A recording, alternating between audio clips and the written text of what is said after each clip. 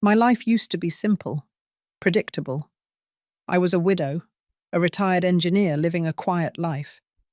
But a single day, my son's wedding day, changed everything. It started with a family gathering and ended with a shocking revelation that would turn our lives upside down. The Plaza Hotel.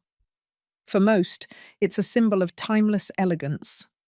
For me, on that Saturday afternoon, it was a gilded cage filled with 300 strangers. Each one of them, it seemed, was more interested in what they were wearing than in who they were. And I, Marjorie Hayes, was wearing an invisible cloak. Not literally, of course, but the kind woven from years of deliberate modesty. A simple navy blue dress, a silver locket that held my late husband Thomas's picture, and a pair of worn but comfortable flats. It was my uniform, the armor I'd carefully constructed to disappear into the background. My son, Michael, looked like a prince. His tuxedo was a perfect fit, and his eyes, so much like his father's, sparkled with an excitement I hadn't seen in years. He deserved this happiness. He'd worked so hard for it, building his career as a systems analyst on his own merits, without ever knowing about the fortune I'd secretly built. He had no idea that I could buy and sell his company 1,000 times over. It was my choice. I wanted him to be his own man, not a trust fund kid. And then there was Lauren. She was the star of the show, a social media influencer with 1 million followers and a dazzling smile that felt more like a performance than a genuine emotion. Her dress, a masterpiece of lace and silk, was probably worth more than I'd spent on my car.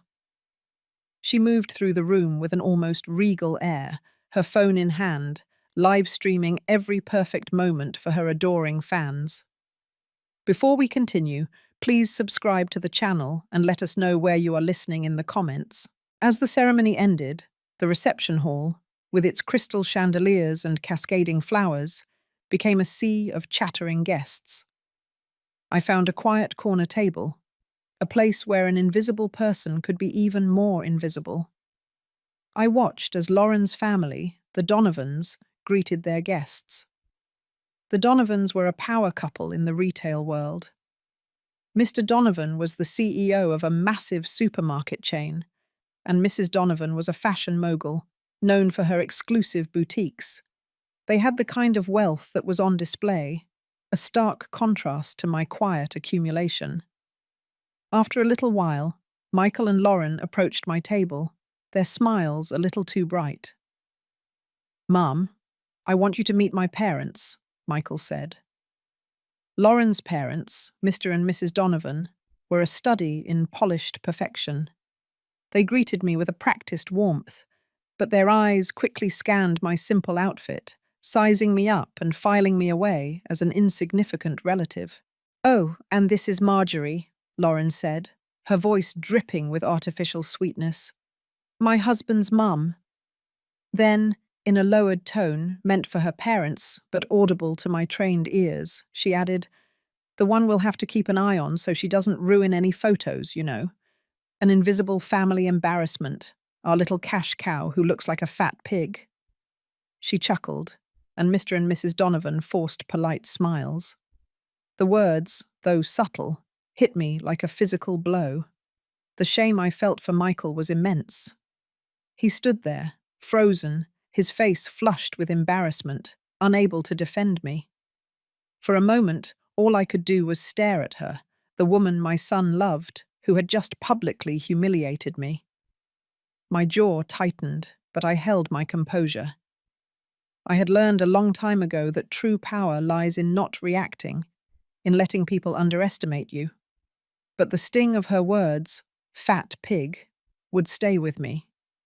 Then, the unimaginable happened as Mr. Donovan's eyes scanned my face again. A look of confusion, then recognition, crossed his features.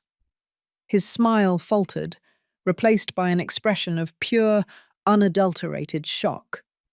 He took a step back, his eyes locked on mine. "Wait a minute," he murmured, his voice barely a whisper. "I know you." He reached into his tuxedo jacket and pulled out his phone, his fingers trembling. He scrolled through his photos, looking for something specific. I have a picture here. A signing ceremony from 2 years ago. We called you the Phantom because you never showed your face publicly. You were always just a name on the documents. But your lawyer told us you were the true owner, the brains behind the operation. His eyes darted from his phone to me, and he finally found the picture he was looking for. There it was, a photo from the board meeting.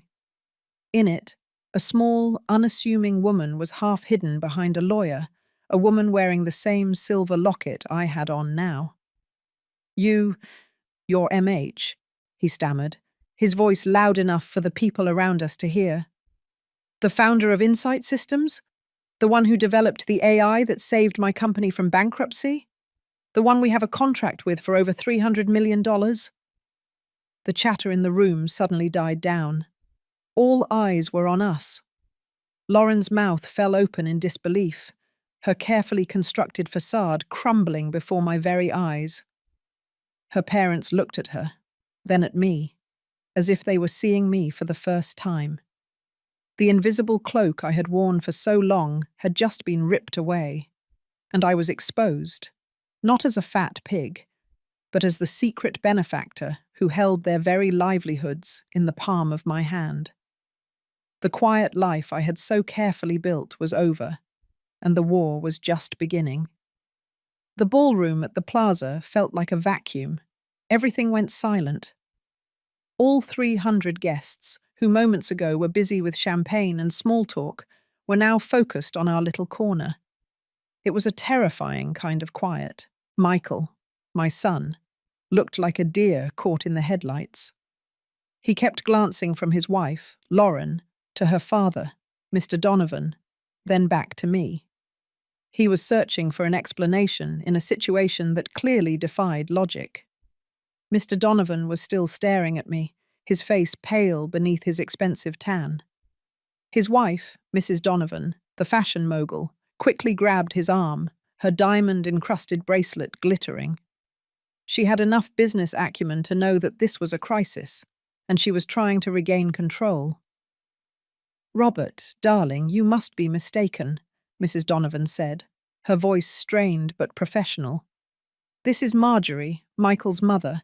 She's retired. She lives in Queens." Mr. Donovan shook his head slowly, his gaze still fixed on me. "No, Eleanor, I'm not mistaken. I spent 2 years negotiating that technology contract. The firm that saved us, Insight Systems, was represented by a dozen lawyers, but the only person who had the final say was an anonymous principal known as MH. We only saw her once, briefly at the final signing." He lifted his phone again, magnifying the grainy photo. "Look at her eyes. Look at the silver locket. Marjorie, you are MH." Lauren, who had been frozen in place since the insult, finally found her voice, a sharp, disbelieving shriek. "Mom! Dad! What are you talking about? Insight Systems? That's some big Silicon Valley company. This is Michael's mother. She drives a 10-year-old sedan, and she once asked me how to use Instagram." She laughed, a nervous, high-pitched sound, trying to turn the moment back into a joke. But nobody was laughing. I decided it was time to speak. I looked directly at Lauren, my voice calm, contrasting sharply with the chaos around us. "Lauren, I appreciate your concern for my digital literacy. And yes, Insight Systems is indeed a Silicon Valley company. It's also registered in Delaware, and it handles 90% of the inventory management and data analysis for your father's supermarket chain." This second revelation hit the Donovans even harder than the first. Mr. Donovan looked like he might faint. He was now realizing that the unassuming woman his daughter had just publicly insulted was not just a billionaire, but a billionaire he was financially dependent on. Mrs. Donovan stepped forward, dropping her professional facade completely.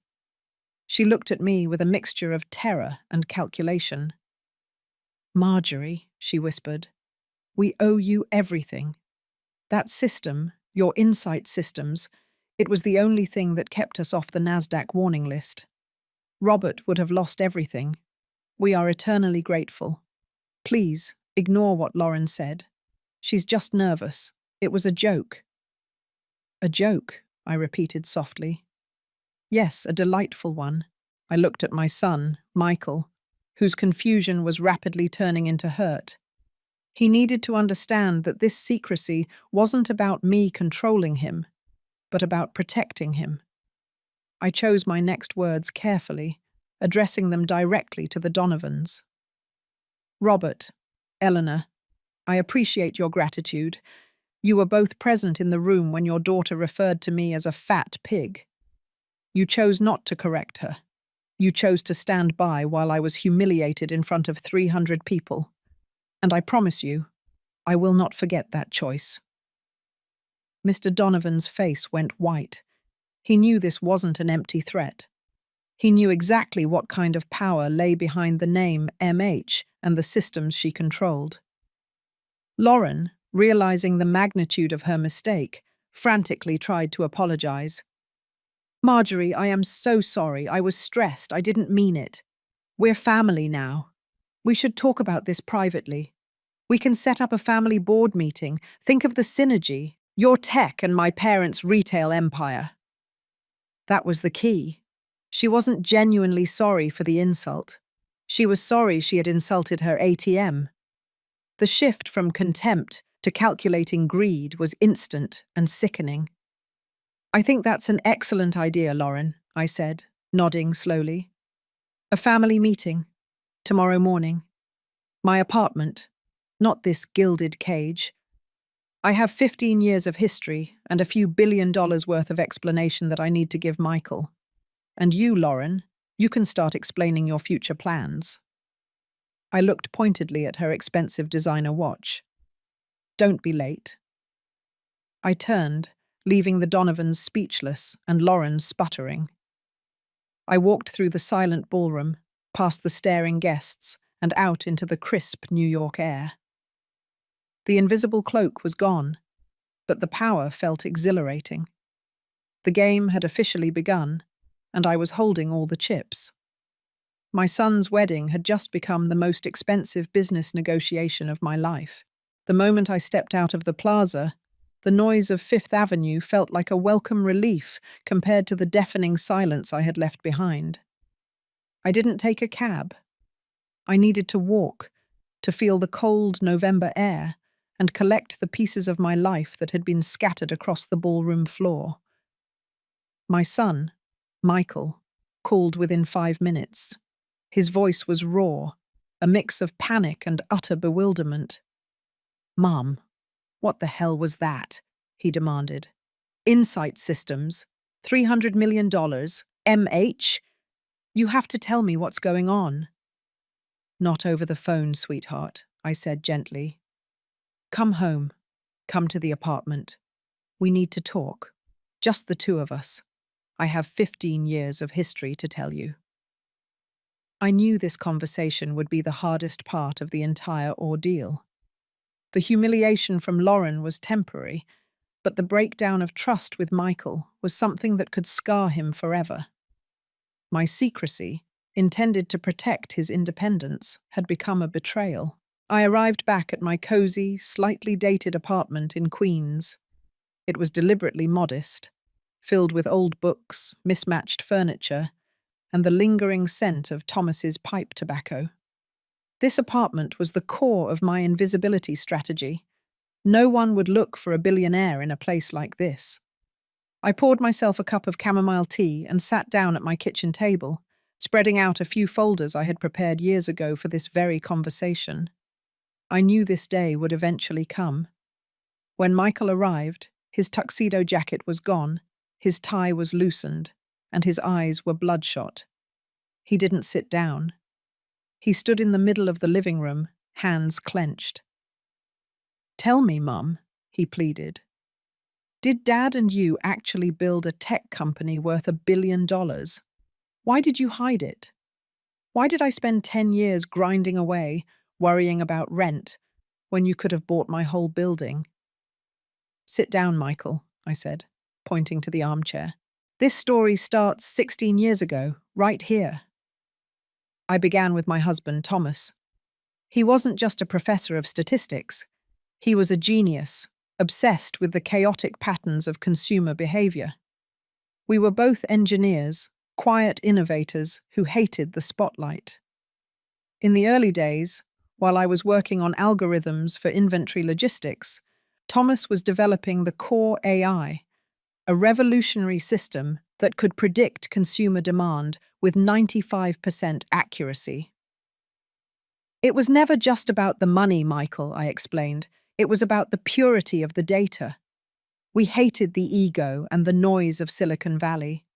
We wanted to build something real, something that actually made businesses better, not just flashier. In 2015, after Thomas passed away suddenly, I took the prototype and founded Insight Systems. I named it MH for Marjorie Hayes, but I operated through a complex web of shell companies and trusts, all managed by my most trusted lawyer and accountant. I gave the initial shares to a management team, letting them believe they were the majority owners, while I retained full ownership and intellectual property rights through the parent holding company. By the time your father passed away, Michael, our combined net worth, based on the private valuation of Insight Systems and our other investments, was already $1.2 billion, I confessed. Michael stumbled backward, finally sinking into the chair. He looked physically ill. $1 billion. And I had no idea. You let me struggle. You let me take out student loans. And that was the hardest choice I ever made, I admitted. But the world is full of rich kids who never learned the value of a dollar. They lack resilience, they lack perspective. If you knew, you would have never built your career on your own talent. You would have been the son of the billionaire, and everyone would have doubted your success. I needed you to be Michael, the systems analyst who earned his place, not the man who was handed a life. I then shifted the conversation to the Donovans. 2 years ago, Mr. Donovan's supermarket chain was facing bankruptcy. Their inventory system was outdated. They were losing hundreds of millions in wasted stock. Insight Systems was the only one that could save them. It was a purely business decision, no emotion involved. They needed me, and I needed a large client. That's how my path crossed theirs. I never met them again until yesterday, when Lauren introduced me as a joke. Michael put his face in his hands. Lauren, she had no idea. Oh, she had an idea, Michael, just not the right one, I corrected him. She knew you were a hard worker, and she knew your father had some sort of small patent money. She saw you as a solid, if unspectacular investment for her influencer lifestyle. But yesterday, when your father recognized me, Lauren's entire equation changed. She didn't see a mother-in-law. She saw a $1 trillion opportunity. And trust me, she's already planning how to spend it. I slid the last folder across the table, the one containing the documents for the meeting tomorrow. She's smart, Michael. She's calculated, and she's coming here tomorrow to try and take control of that fortune. And I am going to let her try. Michael looked up, a fierce spark of defiance in his eyes, replacing the confusion. No, Mum. She is not going to get away with this. What do we do? We fight her, Michael, but not her way, I said, a cold resolve settling over me. We fight her with data. We fight her with strategy. And we make sure she never hurts you again. The day after the wedding was a study in contrasts. The world outside my small apartment was going about its business, oblivious to the financial earthquake that had struck the plaza. But inside, the air was thick with purpose. Michael had left shortly after our conversation, promising to return in the morning with Lauren for the family meeting. He needed time, and I needed to work. I walked straight to the hidden heart of my apartment, a room disguised as a storage closet off the main hall. Inside wasn't junk, but a command center. 3 monitors glowed, displaying market data, logistics algorithms, and the internal interface of insight systems. This was where MH lived. My first task was to secure the perimeter. I called James, my longtime financial advisor and legal counsel. He had represented me through the Insight Systems Foundation and every major acquisition. He was the only person besides my late husband who knew the true scale of my operation. "James," I said without preamble, "the game is on. Michael's wife, Lauren, and her family know who I am. They know I run Insight Systems." There was a moment of stunned silence on the other end. "Marjorie, I warned you that keeping that public profile too low was risky. What was the fallout?" I gave him a brief, clinical summary of the wedding incident and the planned meeting. "She's coming here with a financial plan to control my assets. I need you to prepare 2 things. First, a full, detailed financial profile of Lauren, her parents, and every shell company they operate. I need the ugly truth. Second, I need a legal document, a non-disclosure agreement of Herculean proportions, ready for signature." "You want me to pull the curtains back on the Donovans' finances?" James asked. "That will take a deep dive. They are publicly traded. It will be messy." "Messy is fine," I replied. "I want to know how long they have been over-leveraged and how much they rely on their contract with Insight Systems. I need to know where their vulnerabilities lie, the details of her student loans, her credit cards, and every dollar she spent financing that wedding." While James began his work, I turned to my own expertise: data. I didn't need to break any laws. I was the founder and owner of Insight Systems. The system was designed to predict consumer behavior, and it had collected massive amounts of data, all anonymized, of course, on millions of users. However, in the process of setting up the system for the Donovan's supermarket chain, I had created a tiny, proprietary backdoor, accessible only by my master login, that allowed me to view aggregate data patterns for individuals tied to specific company accounts. I logged into the system and ran a comprehensive analysis on Lauren's digital footprint. Since she was an influencer, she made her life very public, but the Insight Systems analysis was terrifyingly intimate. It didn't just show what she bought, it showed why she bought it, her emotional triggers, her financial anxieties, and her long-term goals. What I found confirmed my worst suspicions, but with stunning detail: the influencer trap and private data exposure. Lauren's social media persona was built on aspirational luxury, but the data showed severe financial strain. She was heavily in debt, juggling multiple high-interest credit cards and maintaining her lifestyle through a constant churn of sponsored content. Her parents were bleeding cash, too, desperately trying to keep up their image in the retail sector despite their reliance on my company. But the most damning evidence was a series of encrypted communications I uncovered. Using the system's ability to analyze data packets associated with company email accounts, specifically Mr. Donovan's corporate network, which Lauren occasionally used, I found a pattern of behavior that was clearly unethical and possibly illegal. Lauren wasn't just using her father's company. She was actively selling small, anonymized subsets of customer behavior data to third-party marketing firms without proper authorization. These datasets were highly valuable to other retail competitors. She was essentially capitalizing on her father's company secrets to fund her lavish personal expenses, a slow, toxic drain on the Donovan empire. I printed out the evidence. It was highly technical, filled with timestamps, IP addresses, and specific data transfer logs, but the conclusion was unmistakable.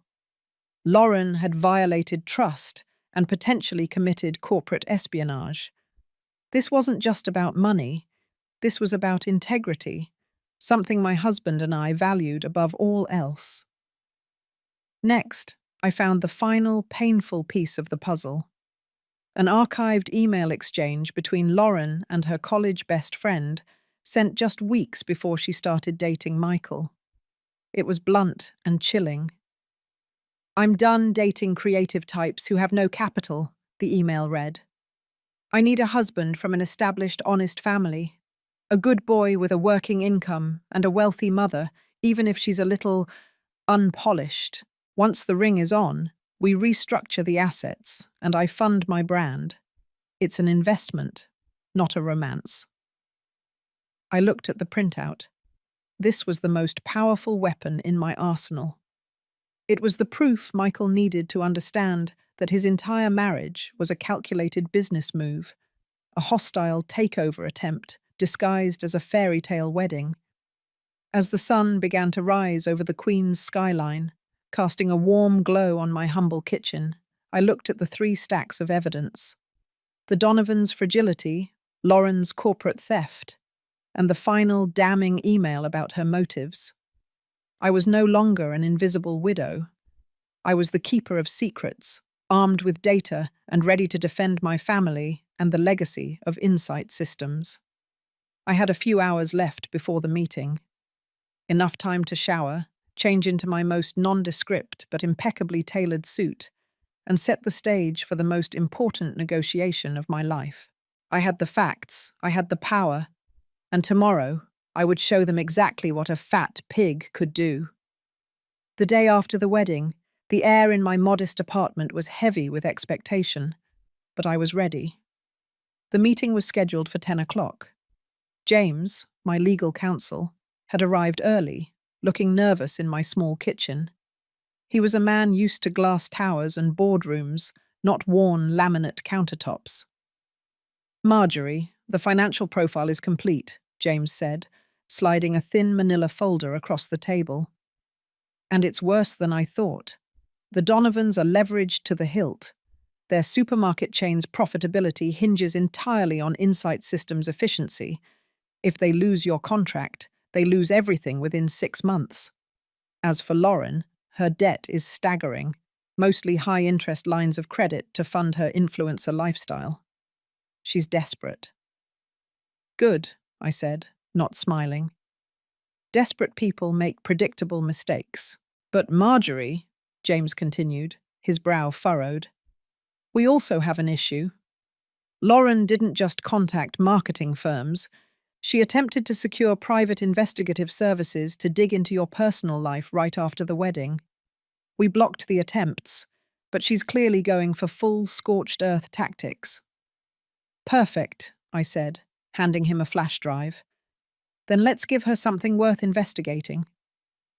I brought James up to speed on the data I had uncovered: Lauren's corporate espionage, her personal debt profile, and the damning email to her friend. James's eyes widened as he read the email. "It's an investment, not a romance," he quoted, shaking his head. "That's gold. With this, Michael has immediate grounds for annulment based on fraud, but you have the power to destroy her credibility forever." "That's the goal," I confirmed. "But the destruction must serve a purpose: Michael's freedom.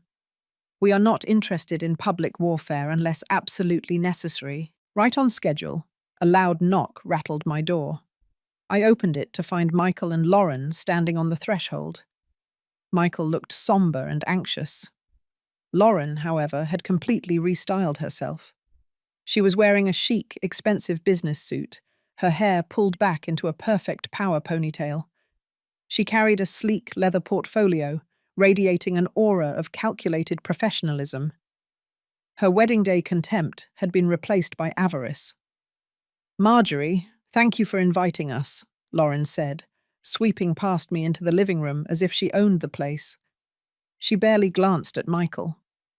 "We have so much to discuss now that we're officially family. Michael and I stayed up all night drawing up some ideas for the future of the Hayes-Donovan financial relationship." She pulled out a chair and sat down directly across from me at the kitchen table. Michael sat beside her, looking small and miserable. James stood quietly near the entrance to the hidden room, a silent witness. "Let's dispense with the pleasantries, Marjorie," Lauren began, laying her portfolio flat on the table. Her voice was now sharp, like a corporate raider. "Yesterday was an unfortunate miscommunication. I apologize if my choice of words was inappropriate. But now that we know you are MH, we need to move forward strategically. The money needs proper structure." She slid a document toward me. It was titled The Hayes Family Legacy Trust, a proposal for generational wealth management.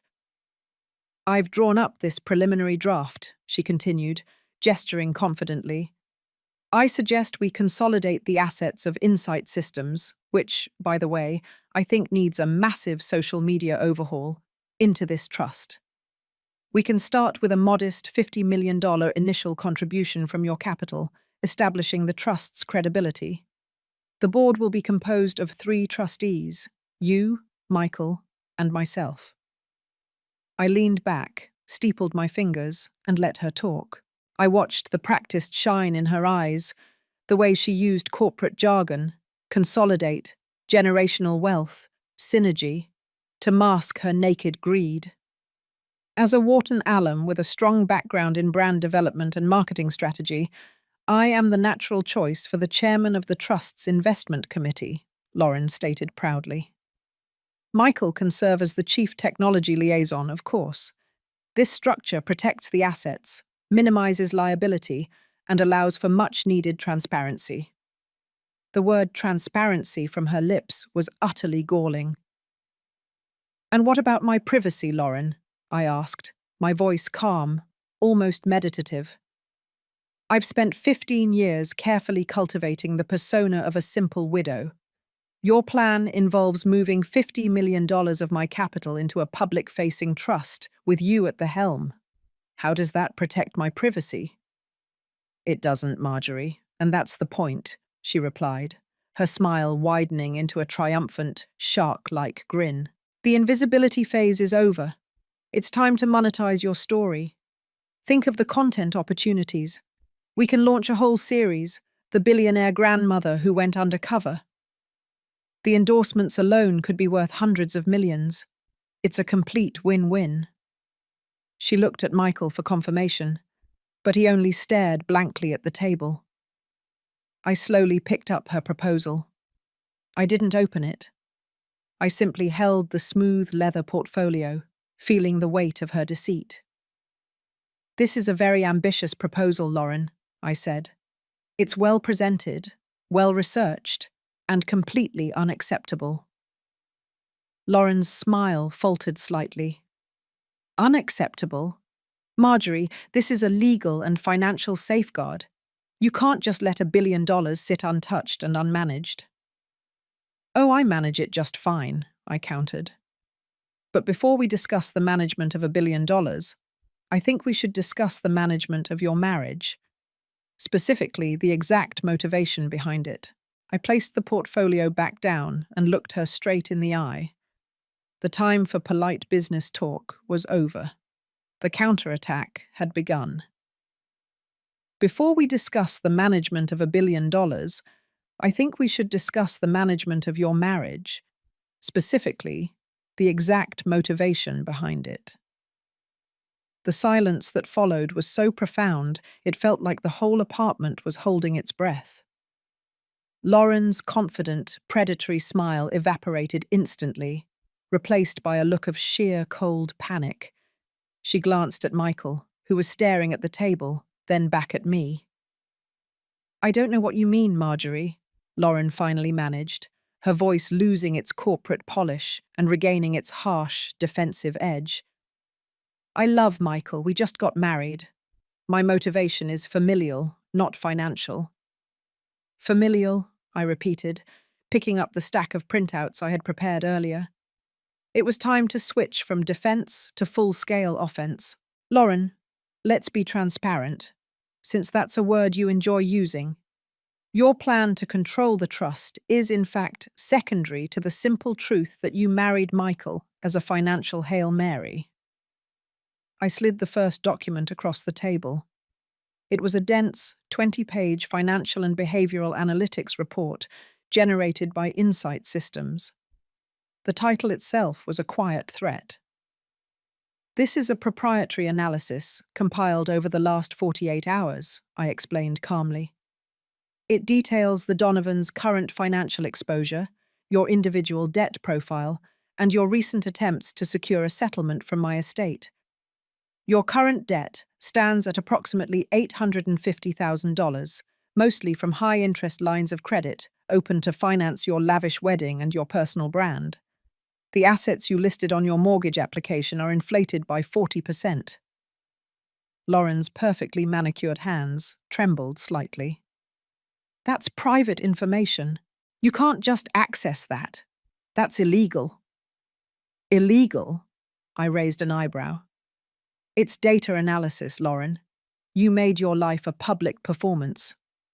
Insight Systems simply quantified the audience's behavior, and more importantly, your behavior.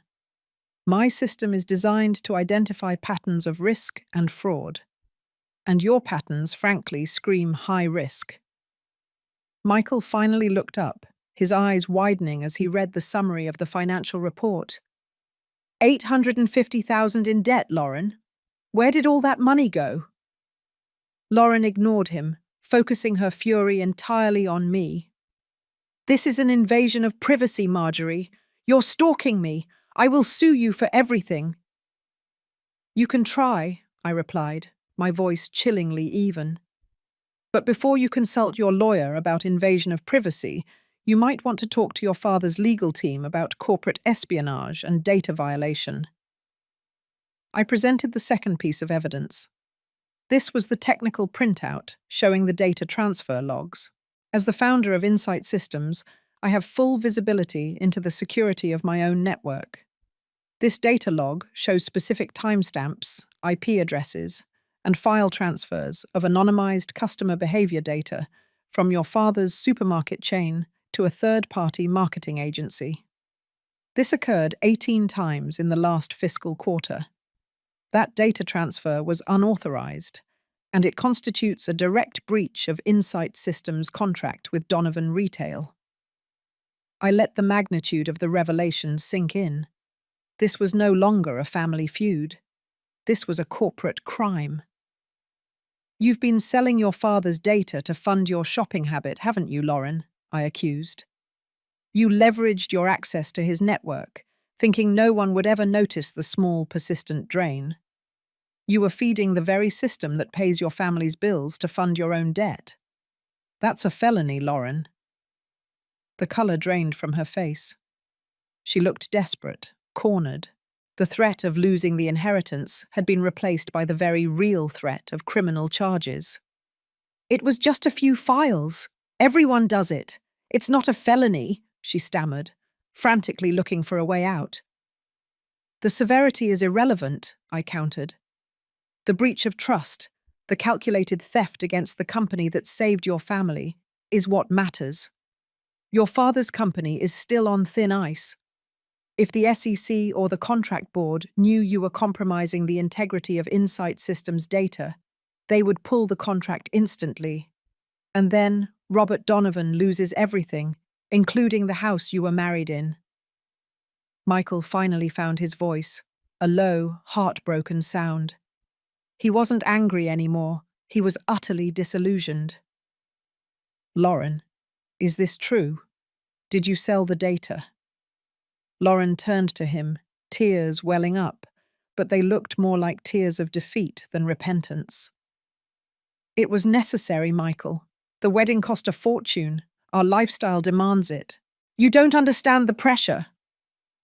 "I understand now," Michael said, his voice hard.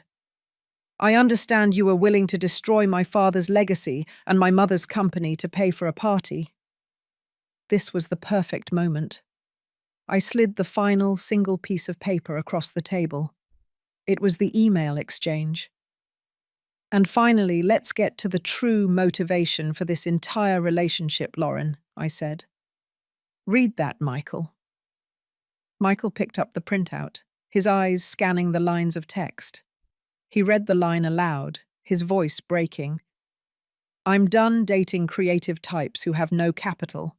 I need a husband from an established, honest family. A good boy with a working income and a wealthy mother. It's an investment, not a romance. The sound of the paper crumpling in Michael's hand was the loudest noise in the room. He slowly turned to Lauren, his expression a mask of agonizing clarity. The betrayal was complete. Lauren stood up abruptly, knocking her expensive leather portfolio to the floor. The contents, her proposal, her business cards, scattered everywhere. She glared at me, her face contorted with pure hatred. "You absolute old witch!" she shrieked, no longer the composed CEO in training, but a spoiled, cornered child. She reached out, her hand sweeping violently across the kitchen table, knocking over my cup of chamomile tea. The hot liquid splashed across the table, narrowly missing James and staining the corner of her pristine white document. "This is not over," Lauren screamed, backing away toward the door. "You can't ruin my family and get away with it, you old fat pig." I remained seated, completely unruffled, watching her meltdown with clinical detachment. "It is over, Lauren," I stated, my voice cutting through her frenzy. "I won this game 15 years ago. You just didn't know you were playing. You have 24 hours to make a choice. A clean exit or a federal investigation. Choose wisely." She threw open the door and vanished, leaving behind the chilling scent of expensive perfume and the shattered remnants of her marriage. I looked at Michael, whose face was buried in his hands. The chaos was over, but the painful cleanup was just beginning. The aftermath of Lauren's explosive exit left my kitchen silent, broken only by the dripping sound of chamomile tea hitting the floor. James, my lawyer, was already moving to contain the situation. "Michael, you need to go into the other room," James said, his voice firm but compassionate. "Marjorie and I have a crucial call to make right now.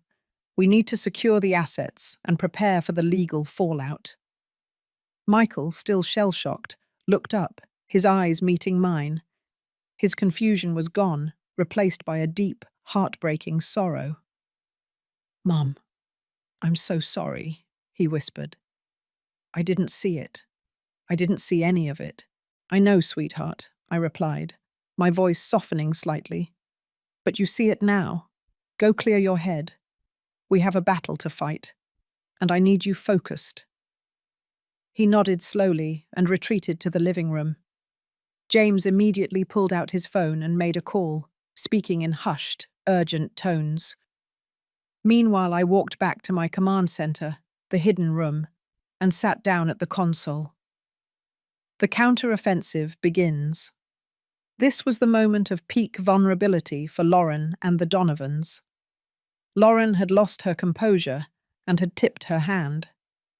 Now, I needed to show them the true consequence of crossing MH. My first call was not to a lawyer, but to the Chief Operating Officer of Insight Systems, a brilliant woman named Charlotte. She believed I was simply a hands-off investor, but she was meticulously loyal to the company's integrity. "Charlotte, I need you to do an immediate, comprehensive internal audit of all third-party data transfers associated with the Donovan retail account over the last 6 months," I instructed, keeping my voice low and steady. "Focus specifically on low-volume, high-frequency data packets sent to any untraceable marketing consultancy firm." "Is there a security breach, MH?" Charlotte asked, concern sharp in her voice. "There's a personnel breach," I clarified. "A highly placed individual with backdoor access. I need the full report on my desk in 4 hours. This requires absolute discretion. Do not involve the Donovans' IT team." This move was a calculated risk. By using Insight Systems' official channels, I was turning Lauren's minor ethical violation into a major corporate liability that directly threatened the Donovans' contract. This wasn't just about revealing her deceit. It was about dismantling her entire family's financial foundation. Next, I addressed the financial documents James had provided. The Donovans were leveraged heavily against their public assets, but their private finances were more fragile. Their largest vulnerability was a $15 million bridge loan they had secured 3 months ago to maintain the appearance of liquidity during the wedding expenses and an ongoing legal dispute. This loan was due in 10 days, and I knew they had no way to cover it. I instructed James to contact the bank holding the loan. "I want you to subtly inquire about acquiring that debt, James. Make it look like a quiet investment firm is interested in their portfolio risk, nothing personal. If we buy that debt, we control their immediate future." James looked at me, impressed. "Marjorie, that's ruthless. You'd essentially become their primary creditor. They would be entirely at your mercy." "They chose this battle, James," I stated. "I'm simply optimizing my strategic position. This is not about revenge, it's about stability. I need a clean slate for Michael, and the Donovans are a continuous source of high-risk behavior." The silence of the lambs. The rest of the day was filled with a chilling silence. The Donovans did not call. Lauren did not call. They were likely in crisis mode, hiring their own high-powered legal team and trying desperately to figure out the extent of my knowledge. They were scrambling to check the Insight Systems contract, trying to find a loophole, an escape hatch. There were none. The contracts Thomas and I drafted were ironclad, prioritizing data integrity above all else. Meanwhile, Michael was slowly processing the wreckage of his marriage. He came back into the kitchen, his face pale, but his mind sharp. "Mum, the email, it explains everything," he said, leaning against the counter. "She never loved me. It was all transactional. The wedding, the friends, the social media facade. It was all a budget line item." "I'm so sorry, Michael," I said truthfully. "But you need to be angry now, not sad. Anger is fuel. Sadness is quicksand. We need to focus on getting you a quick, clean annulment, not a messy divorce.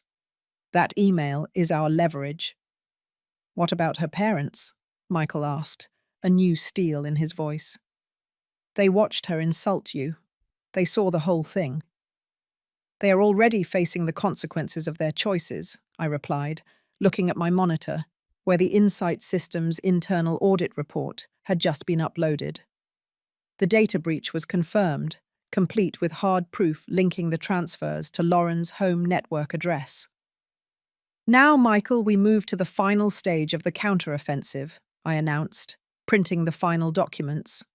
"We offer them a golden parachute, a very expensive one, but with an ironclad lock." The stage was set for the final showdown. The Donovans would be forced to meet, not in the glamour of the plaza, but in the sterile, unyielding environment of a legal boardroom, where my data and my cash would speak louder than all their inherited prestige. The goal was no longer to win the argument, it was to buy peace and freedom for my son at any cost. The final showdown took place not at my cozy apartment, but in a large, impersonal conference room in James Sullivan's law office in Midtown Manhattan. The sterile environment was deliberate. It lacked the glamour of the plaza and the comfort of home, stripping the Donovans of their social shields and forcing them into a brutal reality check. The meeting began at 3:00. On my side of the long mahogany table sat James and Michael. Michael was quiet, wearing a serious expression that showed the extent of his transformation from a hopeful groom to a disillusioned husband. Across from us sat Lauren, looking impeccably dressed but noticeably strained, and her parents, Robert and Eleanor Donovan. With them was their corporate litigation lawyer, Mr. Stern, a man whose reputation for aggression preceded him. Mr. Stern immediately tried to seize control of the narrative. "Mrs. Hayes," he began, his voice gravelly and condescending, "let's address this absurd situation. My clients are prepared to offer a private settlement regarding the unfortunate public incident at the wedding. However, we must stress that your actions, namely the unauthorized surveillance of private financial matters and corporate data, constitute a massive breach of ethics and potential legal malpractice. James leaned forward, his demeanor calm and unhurried. Mr. Stern, your claim of unauthorized surveillance is noted.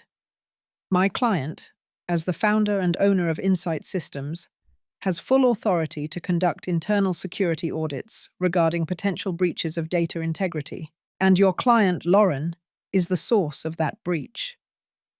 Robert Donovan, Lauren's father, finally spoke, his voice trembling with a mixture of fear and entitlement.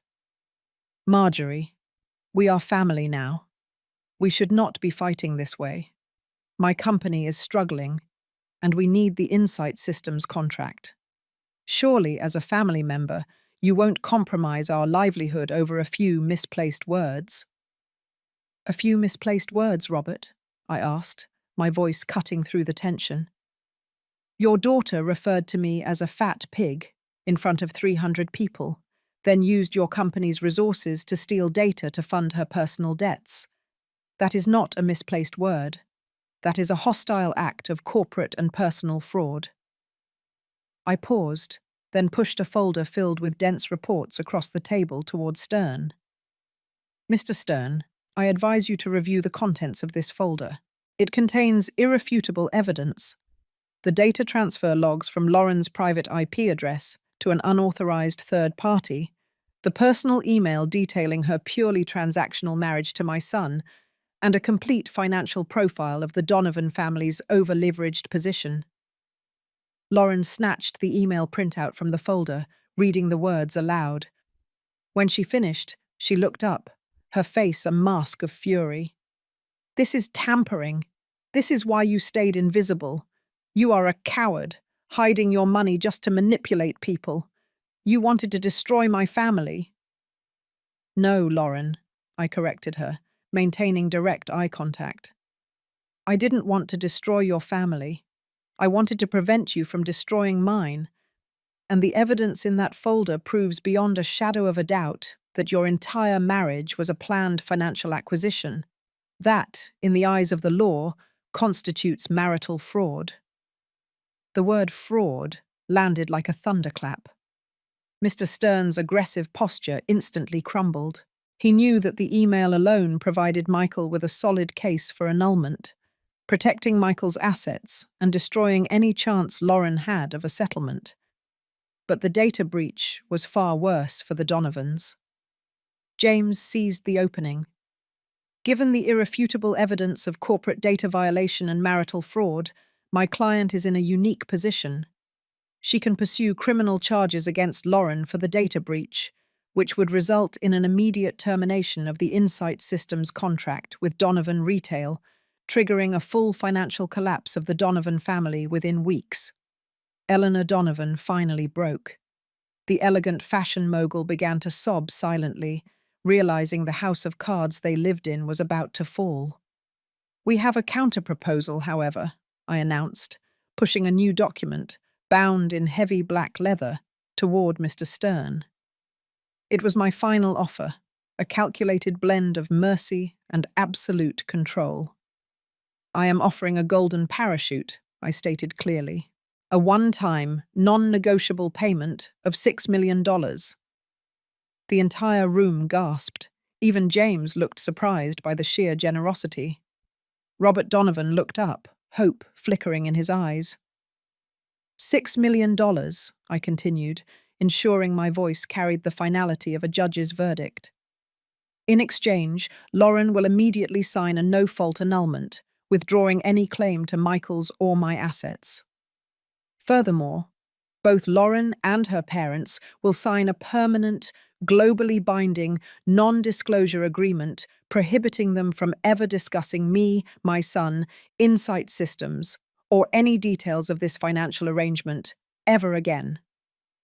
Mr. Stern, the aggressive litigator, immediately leaned over to whisper urgently in Lauren's ear. He was doing the math, $6 million was a massive lifeline, enough to pay off their high-interest debts, save their mansion, and avoid complete public humiliation and potential jail time. It was a guaranteed payout versus years of expensive, risky litigation where the evidence was overwhelmingly against them. Lauren, however, wasn't thinking about the money. She was thinking about control.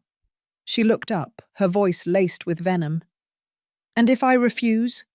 If I decide to tell the world about the billionaire grandmother who manipulated her son's life?" I gave her a small, cold smile. "Then you get nothing, Lauren. I release the full data breach report to the SEC and the public tomorrow. Robert loses his company, your mother loses her boutique chain, and you spend the next few years fighting criminal charges while your influencer career becomes a cautionary tale." I stood up, signaling the end of the negotiation. Michael stood with me, placing his hand protectively on my shoulder. "The deal expires in 24 hours, I concluded. After that, the $6 million is off the table and the charges proceed. You have until 3 o'clock tomorrow afternoon to decide if your pride is worth the destruction of your entire family." We walked out, leaving the Donovans staring at the black leather folder, the price of their freedom and silence laid bare before them. The power was no longer a secret. It was a fact. The clock on the boardroom wall ticked slowly toward 3 o'clock the next afternoon. Michael and I waited in the quiet sanctuary of James's private office, far removed from the conference room where the Donovans were likely still huddled with their lawyer, arguing over the $6 million offer. Michael was a different person now. The boyish excitement from his wedding day was gone, replaced by a weary maturity. He wasn't grieving the loss of a wife. He was grieving the loss of an illusion. "She'll take the money, Mum," Michael said, staring out at the city skyline. "Lauren always chooses the path of least resistance when it comes to effort, and $6 million is a lot less effort than a decade of litigation." "Possibly," I conceded. "But this isn't about the money for them now. It's about Robert's pride and Lauren's entitlement.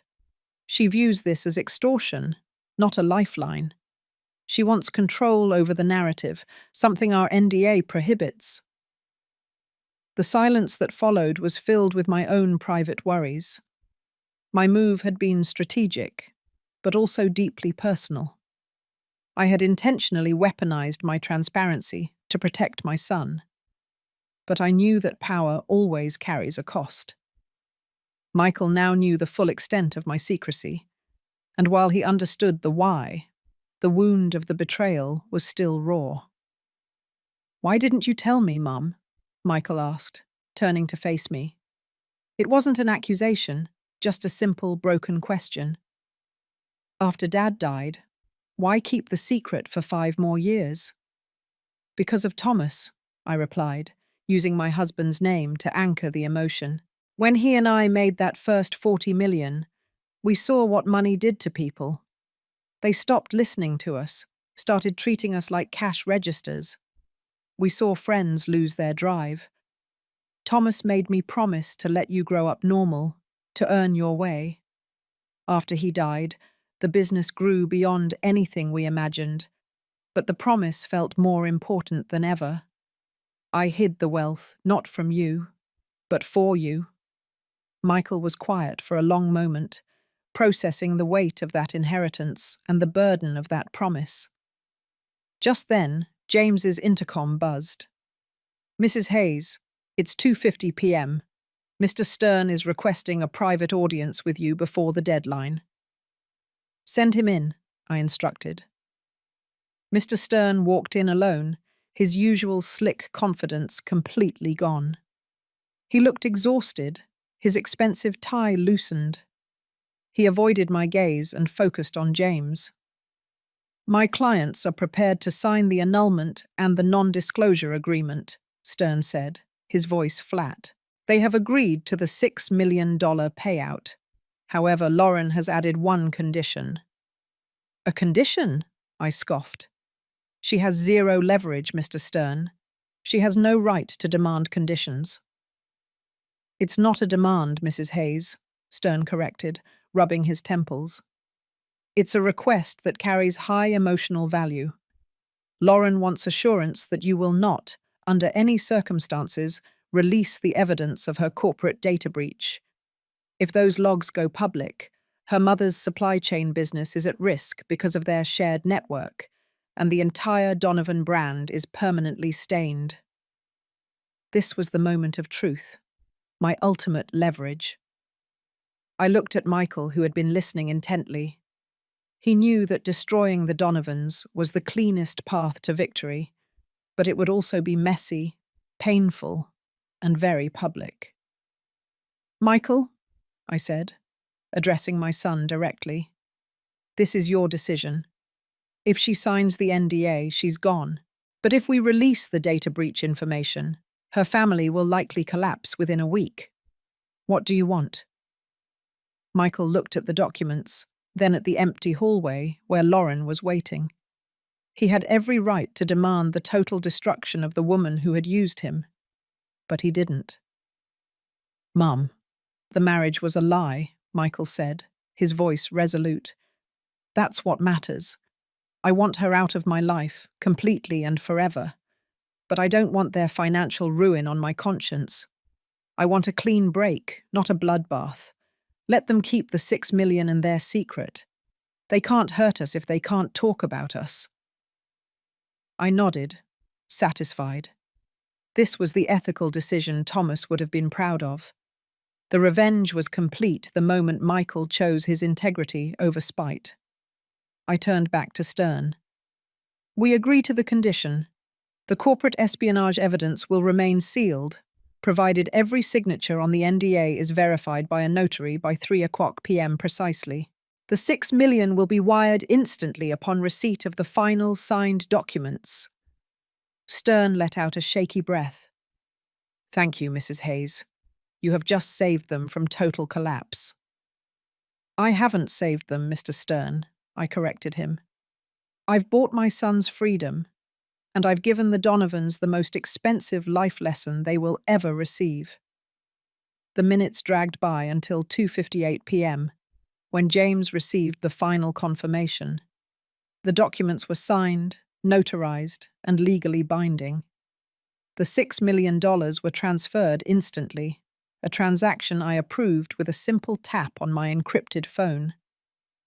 It's done, Michael, I said, turning to my son. It's over. Michael simply nodded, a huge weight lifting from his shoulders. He was free, but he was also deeply wounded. The emotional battlefield had cleared, but the healing had just begun. I knew the physical separation was easy. The psychological recovery would take much longer.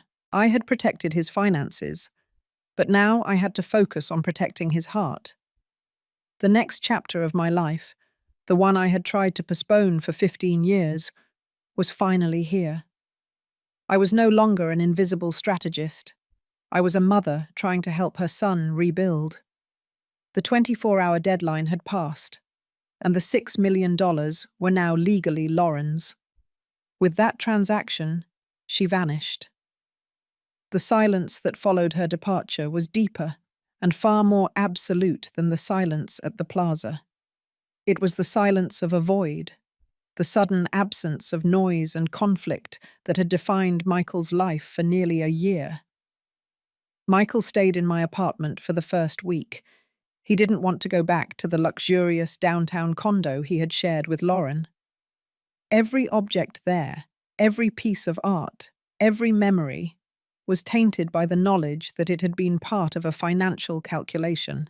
He needed the simplicity of my quiet Queen's apartment, the familiar scent of old wood, and the ghost of his father's presence, to ground himself. The immediate fallout was surprisingly contained, thanks to the ironclad NDAs.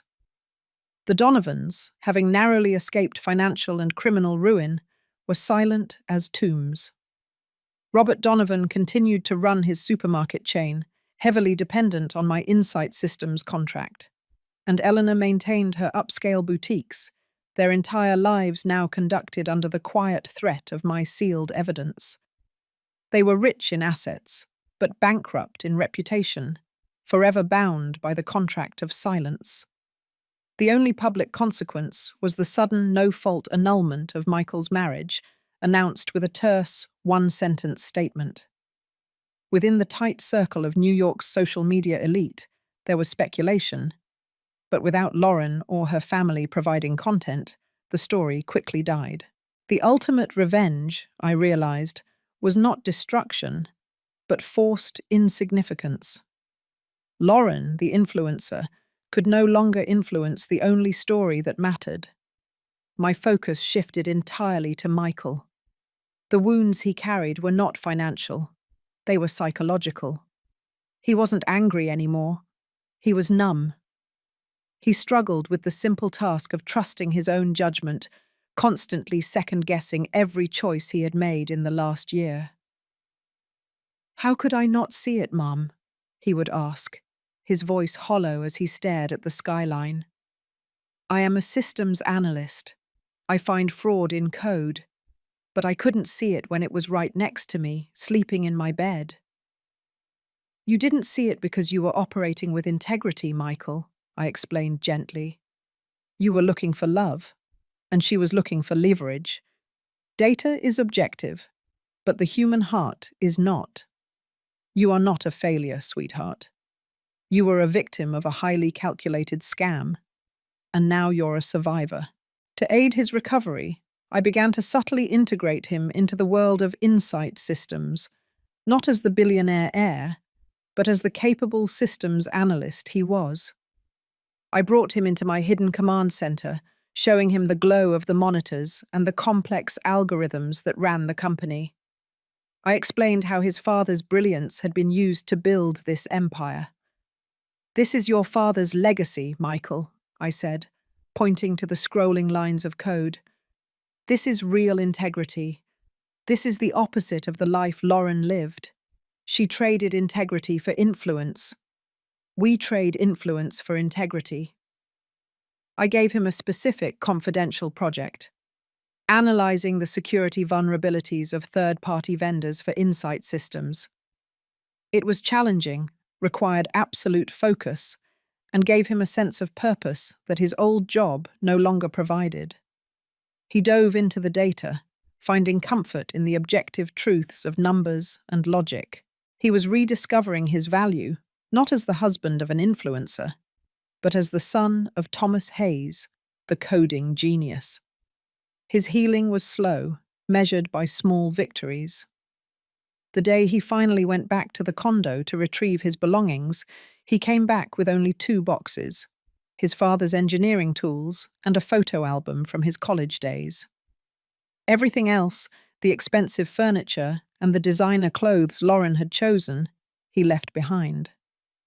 It was a symbolic rejection of the transactional life she had planned for him. He resigned from his old job shortly after, explaining that he needed a reset, a clean slate. My work, our work with insight systems, had become his new anchor. He spent his days immersed in data, slowly regaining his confidence, protected by my careful, quiet shield. A month after the annulment, Michael finally came to me with a smile that felt genuine. "Mum, I've been looking at the foundation model we discussed before all this happened, the one Dad and you planned." "The one that helps young engineers with patents," I confirmed. "I think we should rename it," Michael said, his eyes shining with purpose. "Let's call it the Marjorie and Thomas Integrity Fund. It's not just about patents. It's about funding people who value honesty in their work. I want to run it, Mum. I want to make sure no one else has to choose between money and integrity." It was the most beautiful request I had ever heard. My son wasn't just healed. He was ready to embrace his true legacy. The revenge was over, and the real purpose of the hidden fortune had finally revealed itself. The next chapter would be about building something lasting, something honest, out of the ashes of a calculated lie. 6 months passed like 6 years. The immediate shock of the annulment had faded, but the deep work of healing was ongoing. Michael had fully immersed himself in insight systems, working side by side with Charlotte and me. He wasn't just fixing vulnerabilities, he was innovating. He had found a new, quiet confidence that was infinitely more appealing than the anxious striving he'd exhibited when trying to please Lauren. He was finally fulfilling his true potential, the one Thomas and I had always seen. He wasn't just my son, he was becoming MH's intellectual partner. My life had also changed. With Michael focused and secure, I slowly began to dismantle the invisible widow persona. I sold the apartment in Queens. It had served its purpose as a bunker, but it was time to step out of the shadow. I bought a sun-drenched small townhouse in Santa Fe, New Mexico. It was far enough from the gossip of New York, yet close enough to a vibrant community of artists and thinkers who valued substance over surface. The Santa Fe house had a beautiful courtyard and enough space for a proper workshop, where I could tinker with new algorithms and occasionally indulge in a long-dormant love for pottery. Here, I was simply Marjorie, the new neighbour who drove a modest, reliable car and always had a thoughtful question at the farmer's market. My wealth remained a quiet fact, not a defining characteristic. Meanwhile, Michael had completely dedicated himself to building the Marjorie and Thomas Integrity Fund. We liquidated a small portion of my Insight Systems stock, a mere 1% of my portfolio, to endow the fund with $50 million. Michael meticulously structured the criteria. Grants were awarded only to young entrepreneurs from underprivileged backgrounds, whose patent applications demonstrated both ingenuity and a commitment to ethical data use. Watching Michael interview the first cohort of applicants was a revelation. He was patient, insightful, and demanded honesty. He wasn't looking for the next billion-dollar idea. He was looking for integrity. He was a beacon of the values his father and I had hoped he would embody. The wound from Lauren was finally beginning to scar, turning into wisdom. It was during one of these funding cycles that he met her. Her name was Anna. Michael called me one Saturday afternoon, his voice infused with a light, almost giddy excitement I hadn't heard since before his wedding. "Mum, I met someone," he announced, the words tumbling out. "She's not an influencer. She's an engineer. She's quiet, incredibly smart, and she works for a non-profit developing low-cost irrigation sensors." "That sounds promisingly complicated," I teased. "How do you know she isn't interested in the family fortune?" "Because she thinks I'm still the systems analyst who lives in a decent but unremarkable condo," Michael replied, a rich laugh finally returning to his voice. "She saw the pictures of the Queen's apartment when she visited, and she said, 'Wow, your mum has her priorities straight. A sensible home and a great pottery studio.' She didn't look up the property value. She looked at the pottery wheel." That was the key. Anna saw Marjorie, the person, not MH, the entity. I insisted on meeting her immediately. A week later, Michael drove to Santa Fe. Anna was exactly as he described, unassuming, warm, and possessing a sharp, focused intellect. She wore practical clothes, her hands bore faint stains from tinkering with soil sensors, and she spoke with genuine passion about her work. When Michael introduced us, Anna didn't gush about the townhouse or attempt to make a social connection. She looked at me, her eyes crinkling with a genuine smile. "It's such an honor to meet you, Marjorie," Anna said, hugging me warmly. "Michael has told me so much about the Integrity Fund. It's truly changing lives. Now I see where he gets his quiet resilience. He said you taught him that the best code is the honest code." In that moment, standing in my sunlit Santa Fe courtyard, I felt a sense of peace I hadn't known since Thomas died. Anna wasn't trying to exploit Michael's future. She was admiring his past. She saw the values he inherited, not the money he might possess. Michael was safe. The painful, calculated revenge had served its ultimate purpose.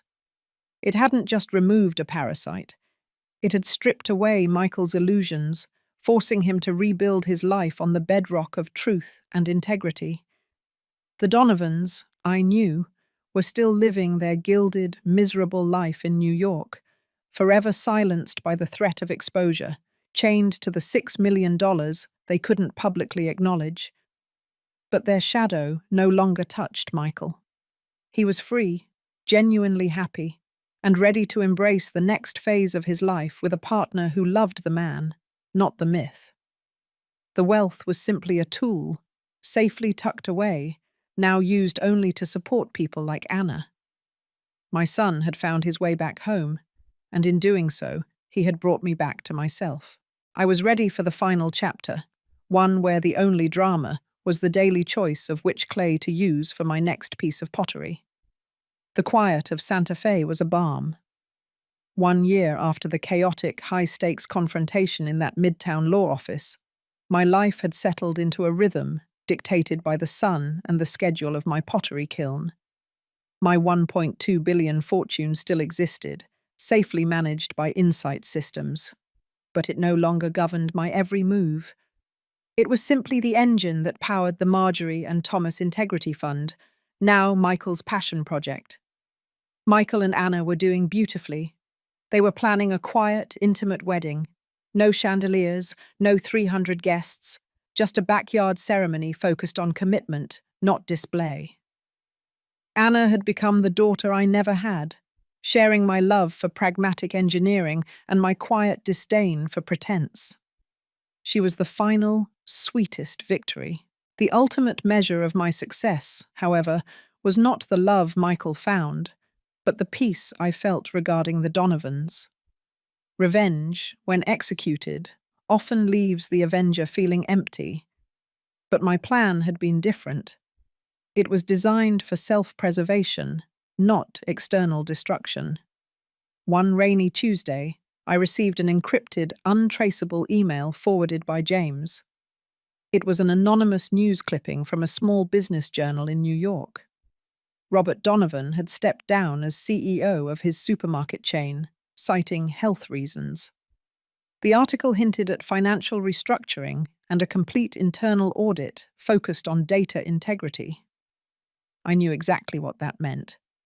The $6 million had been a temporary solution, but the fundamental flaws in their character and business model remained. Robert was finally facing the consequences of his recklessness, forced to address the ethical issues I had silently exposed. He hadn't been ruined by me, but by the weight of his own actions. A week later, a strange thing happened. I received a small, heavy package via certified mail, addressed simply to Marjorie H.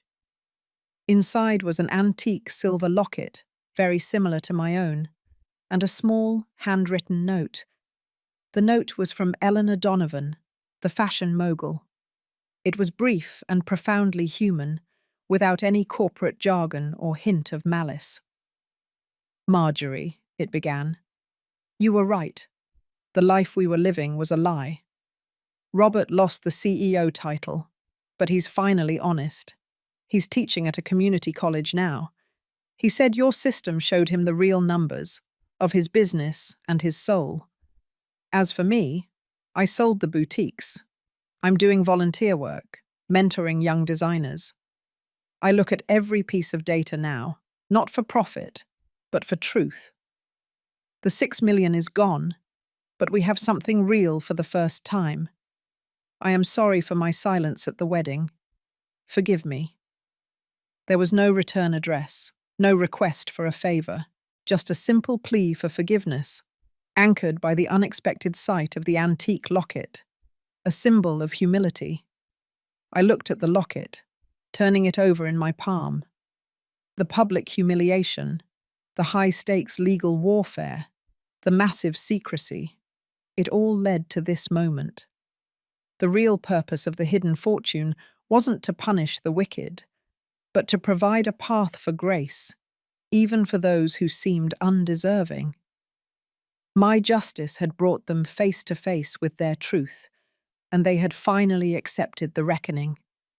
It wasn't a Hollywood ending, but it was far better. It was healing. I put the locket away. I never wrote back. The communication was complete. Our lives were separate, but no longer defined by conflict. The distance was safe, and the forgiveness was implied in the freedom they now held. The following summer, Michael and Anna married in my Santa Fe courtyard. It was small, filled with genuine laughter, and the only guests of high financial stature were my lawyer James and my COO Charlotte. The day was everything I had ever hoped for my son: authentic, simple, and honest. As I watched Michael exchange vows, the phrase fat pig felt like a distant, absurd memory. I finally understood that invisibility had been my shield, but authenticity was my true strength. I was no longer afraid of being seen, because my identity was built on principles, not stock options. The final, sweet victory was not the $6 million, but the fact that my son had escaped the gilded cage and found his own integrity. The legacy of MH wasn't the $1 billion. It was the honest, loving man Michael had become. Thank you for listening to Marjorie's journey. Her story is a deep dive into betrayal, revenge, and the surprising power of choosing integrity over vengeance. If you found yourself rooting for Marjorie, or if this story resonated with your own experiences of being underestimated, please let us know. If you had possessed Marjorie's power, would you have chosen to completely destroy the Donovans? Or would you have offered them the $6 million lifeline, trusting that justice could also be a form of quiet mercy? Share your thoughts in the comments below. We love hearing your perspective on these complex issues.